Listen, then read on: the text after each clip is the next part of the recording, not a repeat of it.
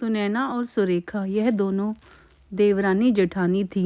जेठानी सुनैना नौकरी भी करती थी और देवरानी सुरेखा यह घर संभालती।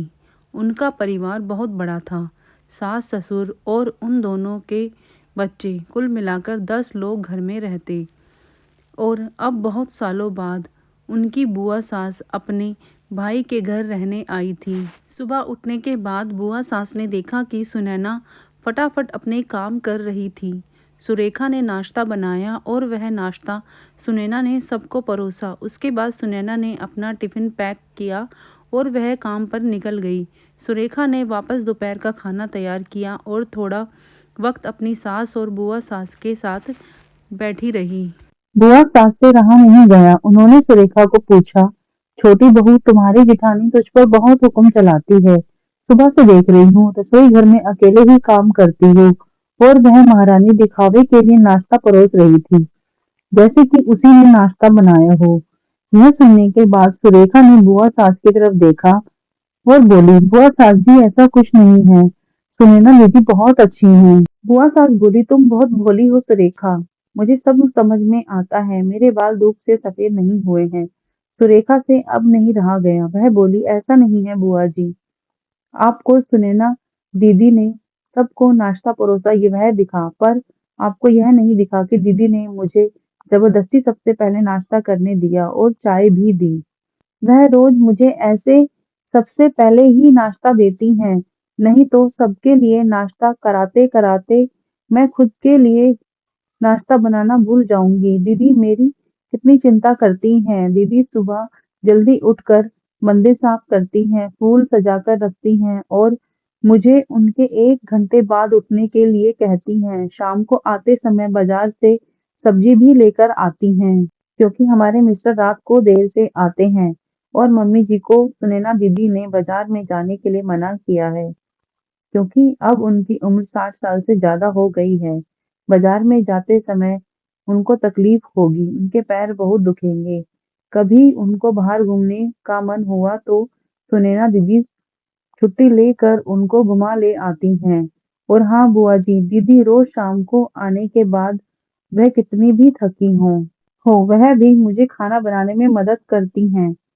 वह मेरी बड़ी जेठानी जरूर हैं, पर मुझे अपनी छोटी बहन ही समझती हैं और मैं उनको अपनी बड़ी बहन समझती हूँ।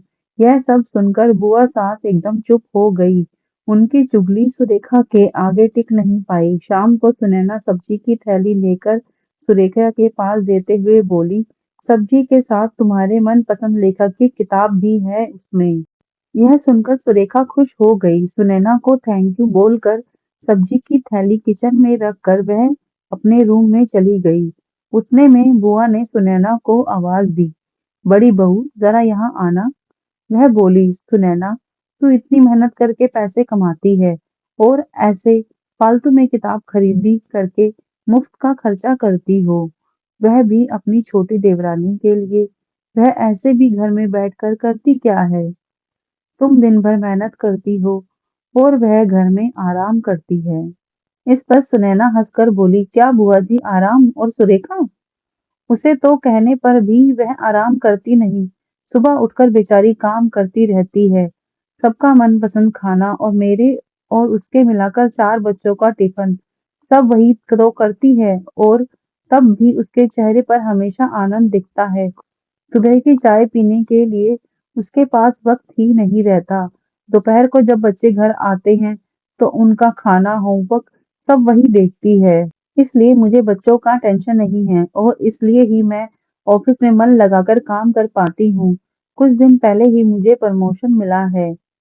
इसके अलावा मम्मी जी और पापा जी की दवाइयाँ कभी खत्म हो गई और कभी लाने की हो तो वही ध्यान रखती है। घर में कोई मेहमान आए तो उनकी मेहमान नवाजी भी तो वही करती है।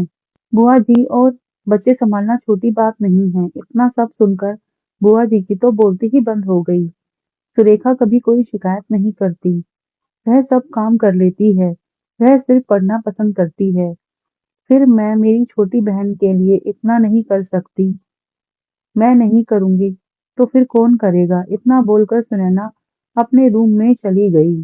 यह सब बोलना सुनैना की सास पीछे खड़े होकर सुन रही थी।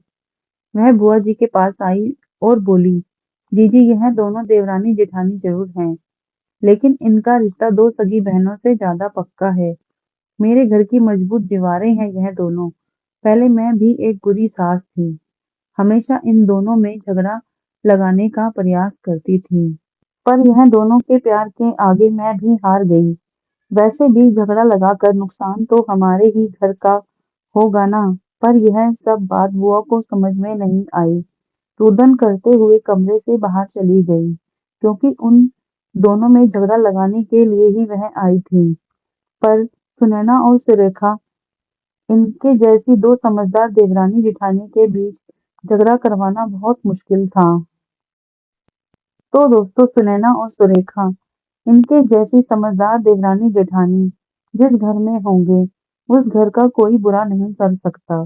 जिस घर में ऐसी बहुएं होंगी, वह घर स्वर्ग बन जाएगा। दोस्तों, देवरानी जेठानी की सुंदर पारिवारिक कहानी आपको कैसे लगी, जरूर बताइएगा। धन्यवाद।